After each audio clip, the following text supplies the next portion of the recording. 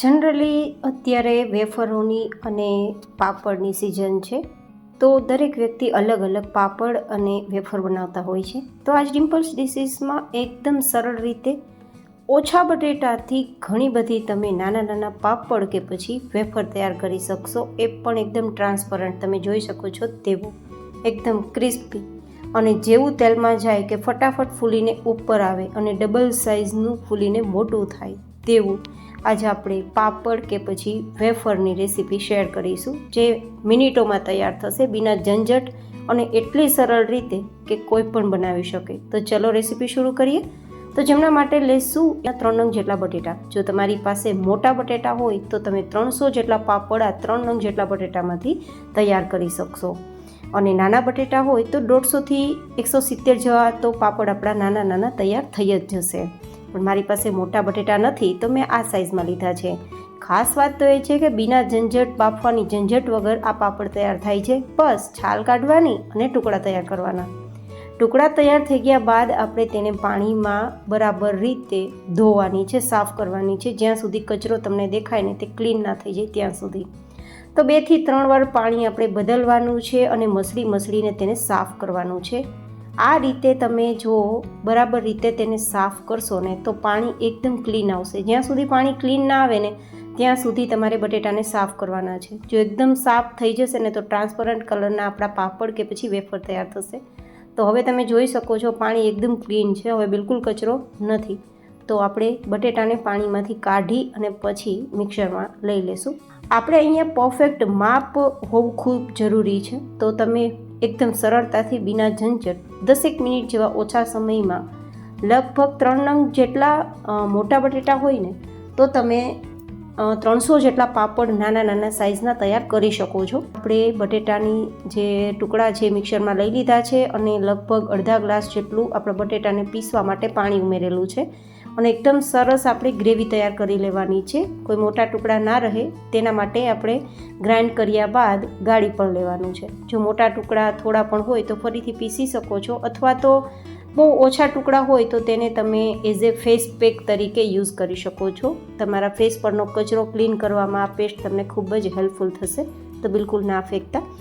આજની આપણી આ રેસીપી છે ને તેમાં બિલકુલ સોડાનો ઉપયોગ પણ નથી કરવાના, જેથી એકદમ પરફેક્ટ માપ હશે તો જ પરફેક્ટ આપણા નાના પાપડ કે પછી વેફર તૈયાર થશે. તો મેં ઘરમાં રહેલી વાટકીને અહીંયા માપ માટે લીધી છે. તમે કપ લઈ શકો છો અને આ વાટકી 1 કપ બરાબર છે, તો તમે તે રીતે મેજર કરીને પછી તેનો ઉપયોગ કરી શકો છો વેફર કે પાપડ બનાવવામાં. હવે આપણે 1 વાટકી જેટલું આ મિશ્રણમાં લઈ લીધું છે ને બીજી વાટકી પણ આપણે લઈ લીધું છે. કુલ ટોટલ અત્યારે આપણે આ વાટકી લીધી છે ને તે 2 વાટકી જેટલું આપણું બટેટાનું મિશ્રણ છે, તો તેની સામે આપણે 4 વાટકી જેટલું સાદું પાણી મિક્સ કરવાનું છે. તો આ માપ પરફેક્ટ હોવું જરૂરી છે. એકદમ નાની સાઇઝના 3 નંગ બટેટા હતા તો 2 વાટકી જેટલું મિશ્રણ તૈયાર થયું, તેની સામે 4 વાટકી જેટલું પાણી આપણે મિક્સ કરી.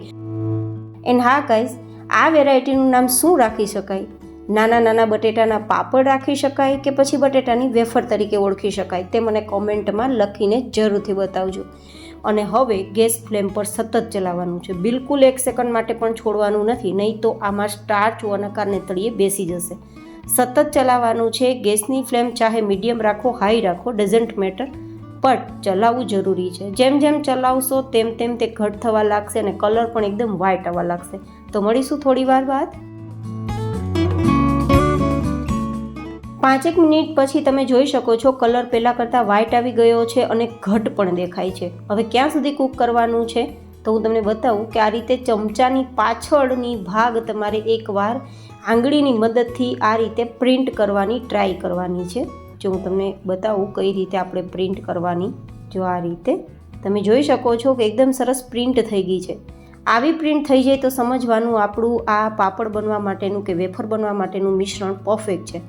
હવે આ રીતે ના સમજાય તો બીજી રીત બતાવું કે કોઈ એક વાટકીમાં 1 થી 2 ટીપા જેટલું તમારે આ મિશ્રણ લેવાનું, 30 થી 40 સેકન્ડ માટે રાખવાનું અને પછી 40 સેકન્ડ પછી તમારે જોવાનું આ રીતે વાટકી ઊંધી વાળો તો પણ જે મિશ્રણ છે તે નીચેની તરફ ધાર ન થવી જોઈએ. જો ત્યાં ને ત્યાં જ છે ધાર નથી થતી, મતલબ જે રેલો કહેવાય ને તે રેલો નથી થતો, એકદમ ત્યાં ને ત્યાં સ્થિર થઈ ગયું છે.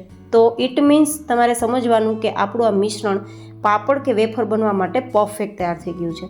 તો હવે છેલ્લે આપણે અડધીથી પોણી નાની ચમચી જેટલું નમક ઉમેરી દઈશું. અહીંયા મેં સેંધા નમક ઉમેરેલું છે, જેથી તમે ફરાળમાં પણ આ પાપડ કે વેફરને તમે લઈ શકો.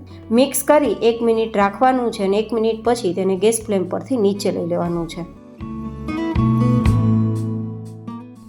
અને નીચે લઈ લીધા બાદ એને પરફેક્ટ ઠંડુ કરવાનું છે.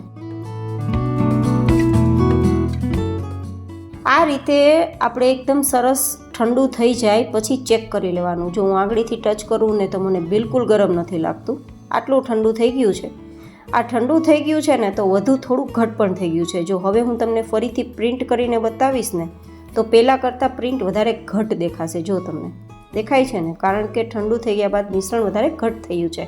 તો હવે પાપડ એકદમ પરફેક્ટ થશે, બિલકુલ ફાટશે પણ નહીં અને એકદમ સરસ આપણા પાપડ ટ્રાન્સપરન્ટ કલરના થશે. તો હવે પાપડને કે વેફરને તૈયાર કરવા માટે મેં અહીંયા પ્લાસ્ટિકની કોથળી લીધી છે, જે સ્પેશિયલ વેફર બનાવવા માટે જ આવે છે. તેની ઉપર મેં એકદમ લાઇટ વેટ, એકદમ આછું તેલ લગાવ્યું છે. વધારે તેલ નથી લગાવવાનું, એકદમ આછું તેલ લગાવવાનું છે.